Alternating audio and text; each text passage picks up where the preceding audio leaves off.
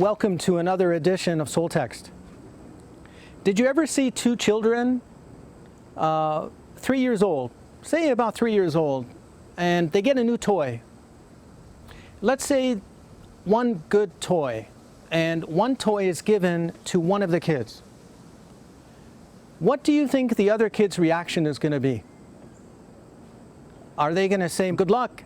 No, actually what they'll probably end up doing is they'll look at the toy and they'll try to grab it. And they say something that's very consistent amongst children. They shout and they say, it's mine, it's mine, it's mine, and they try to grab it. It's very interesting. You know, we do something very similar as adults. I want to talk today about envy. If you look up in the dictionary the word envy, you find it says a feeling of discontent or covetousness without regard to another's advantages or success or possessions. What does the Bible tell us? Well, in James chapter 3, St. James tells us, but if you have bitter envy and self-seeking in your hearts, do not boast and lie against the truth. This wisdom does not descend from above, but is earthly, sensual, demonic. For where envy and self-seeking exist, confusion and every evil thing are there. It's interesting that he uses the same words twice in this passage. In verses 14 and 16, he uses envy and self-seeking.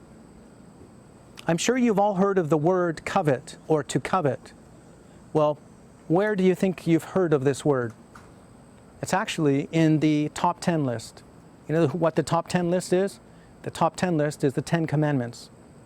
Envy is listed in the top 10 commandments. These are commandments, and God called them the 10 commandments because they are commandments and they're not suggestions. We are commanded to obey and listen to them. So the word covet, what does it mean? To wrongfully desire without regard for the rights of others. Interesting that covet and envy come from the same root word. In Exodus chapter 20, this is where we see the verse of the 10 commandments. You shall not covet your neighbor's house. You shall not covet your neighbor's wife, nor his male servant, nor his female servant, nor his ox, nor his donkey, nor anything that is your neighbor's. Our Lord is telling us that we are to be content with what we have been given. What is the opposite of the word envy? Well, the opposite of the word envy is to be content, just like it is in the definition of the word envy. It's a feeling of discontent. So the opposite is to be content. In 1 Timothy, the epistle of Paul to Timothy, now godliness with contentment is great gain. For we brought nothing into this world, and it is certain we can carry nothing out. And having food and clothing, with these we shall be content. So how do you develop a contented heart? Well, there's two actually points to developing a contented heart. First of all, contentment is an attitude of the heart. It is an attitude of the heart.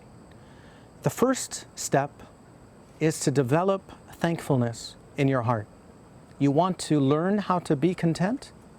You need to give thanks to God for everything that He has given to you. Everything. For the new day, for the roof over your head, for the food, for the clothing, for your relationships, for parents, for family, for friends. Your list should be quite long, just like anybody on earth. Their list should be very long. Because just like St. Paul said in the epistle to Timothy, we brought nothing into this world, and we cannot carry anything out of this world, so we need to give thanks. I really like actually when you go to a restaurant, and I was at a restaurant a couple weeks ago with my family, and before we sat down to eat, we looked across the restaurant and found a family bowing their heads and praying before they ate. This is a great witness and testimony of being thanks and giving thanks to God, even publicly. This is important. So the first step in developing an attitude of contentment is to have a thankful heart, a grateful heart. What is the second point?